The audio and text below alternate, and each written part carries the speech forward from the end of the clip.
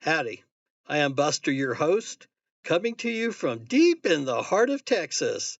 Welcome to my channel. I hope you enjoyed today's episode, The Write Your Story Project. Let's get into this.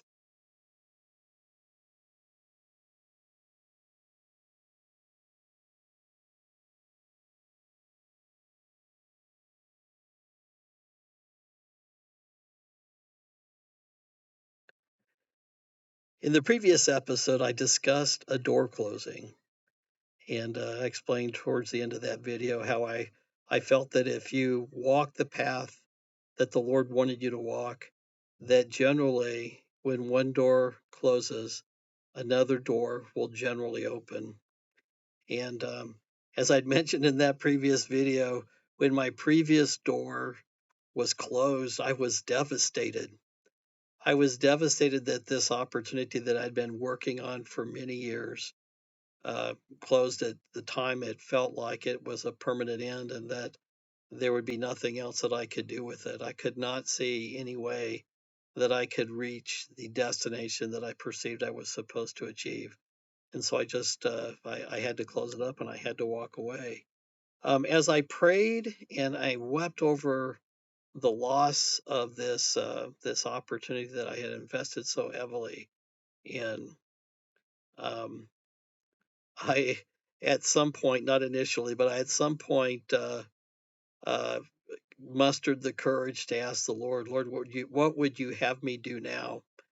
And it was almost as if I was crying out, but I really wasn't looking for an answer.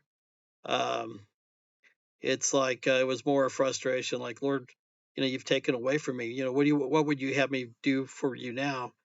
It was sort of like that kind of comment, right? And I was broken, but I wasn't humble. And I wouldn't say that I've always had that as a problem, but in this very particular moment, it's like I felt like I had given blood, sweat, and tears. I'd invested 26 years in something. And it was like, if it's not going to come forward now at a time in which I really needed it to happen, then what have these past 26 years been? And so like I said, I was broken. I probably wasn't humbled. And when the Lord gave me an answer to that prayer, He says, Craig, I need you to write your story. It's like um, I heard the message very clearly. I felt it. I knew, because I know how the Lord talks to me, um, and I knew He was telling. And it was so far out of left field. It wouldn't even have been the answer that I would have given to myself. It's like I had no interest in writing my story. Now, I've been a lifelong journal keeper. I take notes at General Conference. I kept a history of the talks I've given over the years. I've written family history stories and short stories, and I write poetry, and I've written a lot of things. But the context in which this revelation came to write your story was, it was more than, oh, go collect all this stuff that you've had. It was, no, Craig, I want you to go back and I want you to think about your story. I want you to think about your life and the lessons that you've garnered in your life. And I want you to, like, write your autobiography. I want you to do a deep dive into your life and a deep dive into the relationship that you and I have and how that's formed over the years. I want you to discuss your spiritual growth from having not any knowledge of Christ to the things that you know and understand today. I could sense in that little simple answer, Craig, I need you to write your story. He was asking for me to go down a path that I was not sure that I wanted to go. In fact, when I received that revelation, I was a little bit incredulous. It was like, what? I don't want to look at yesterday, let alone go back to the earliest days of my life. I was raised in an abusive household by parents who were self-centered, where alcoholism was a problem, um, and parents who were not honest and faithful in their commitments. Um, Lots of challenges, and those challenges have impacted my life. It impacted my life as a youth growing up, and um, and impacted my relationship with my parents, despite my best efforts to connect with them over the course of the rest of their lives. And as we try to interact and move forward in a different way. And so um, I had this process throughout my life rather than dealing with the trauma that I had endured. I would pack it away and I would move on. I would say to myself, I've forgiven and I'm forgetting and I'm moving forward and I'm not going to deal with it. And it, to the point that over the course of my life, that's the way I dealt with anything that was traumatic. I never dealt with it, you know.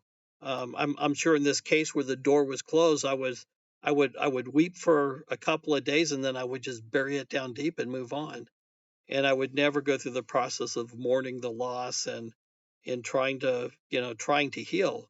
And so I had this life of where I just packed things down and pressed it deep within me and never had dealt with any of it, really, to be honest with you. I would say, well, I've forgiven my parents and I've forgotten and I've moved on. And with the level of knowledge that I had acquired at the time, I I would have said that I was being honest in that statement.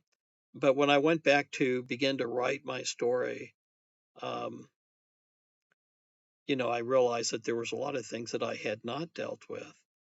And as I dove into writing my story, and it's nowhere near complete. It'll take me the rest of my life to write it. Um, I have a great memory, unfortunately, of the experiences of my life, and there's so many lessons that the Lord has wanted to teach me as I've looked back at these things. But something that I didn't want to do in the very beginning, I did want to write my story. As I began to write my story, I began to unpack the pain associated with that story. And there were there have been starts and stops where I just can't write today. I can't think about this anymore. Um, I'm blessed in the fact that I'm retired.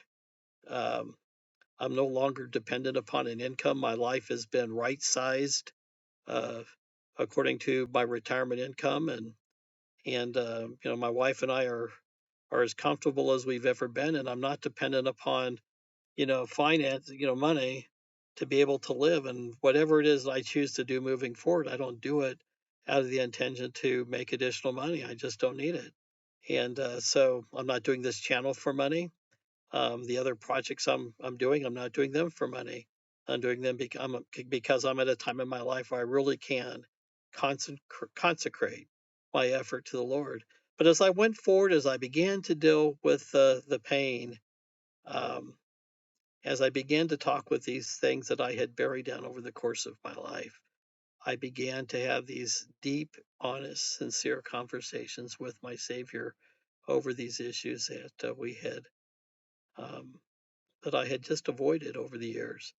And what came into my life was healing, a cleansing effect that from these past pains, where it gave me the ability to see those experiences through a different lens. It gave me the opportunity to learn and to see my parents through a different lens, and ultimately led me to a position where I could truly forgive my mom and my dad, and others who had harmed me over the course of my life, and to offer an honest and sincere forgiveness to them.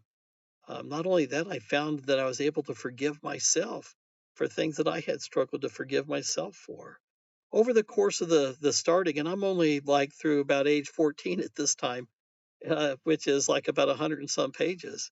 But over the course of writing this book, a theme began to appear in my story, only 14 years into it. And I could see this theme playing out throughout the the course of my life and how it's going to be intertwined into the rest of my story. And this theme is that my life from the very beginning days is I was, as a little kid, I was always looking for a place of peace, a place of safety, a place where I could experience joy.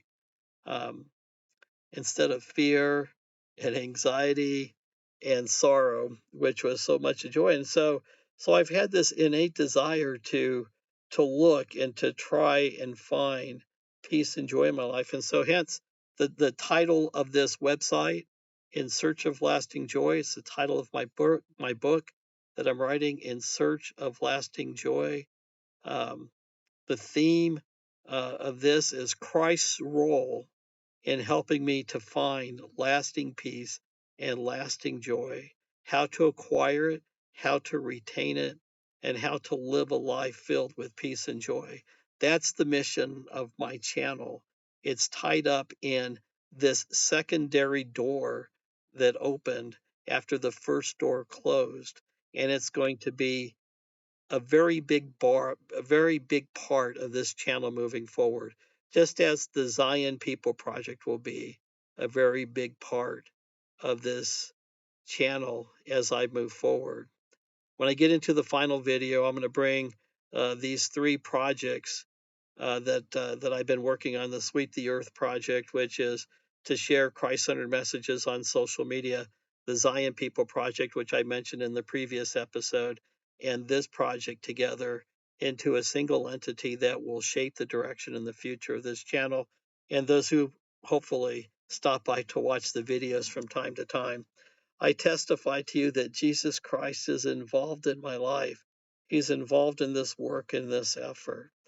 I hope that as I bear witness of him, as I share his um, his never-ending efforts in my life, as I share with you how he has shaped my life, as how he has shaped my thinking, how he has shaped my understanding of him and his goodness and his kindness and his mercy, how he has expanded my knowledge on his great atoning sacrifice for me.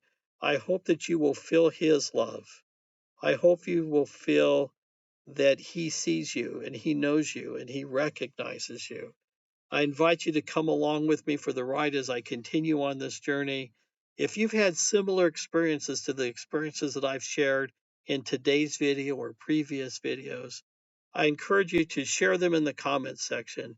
You never know when something that you share will touch and impact another person's life, perhaps even my own as I read through the comments after these videos are posted.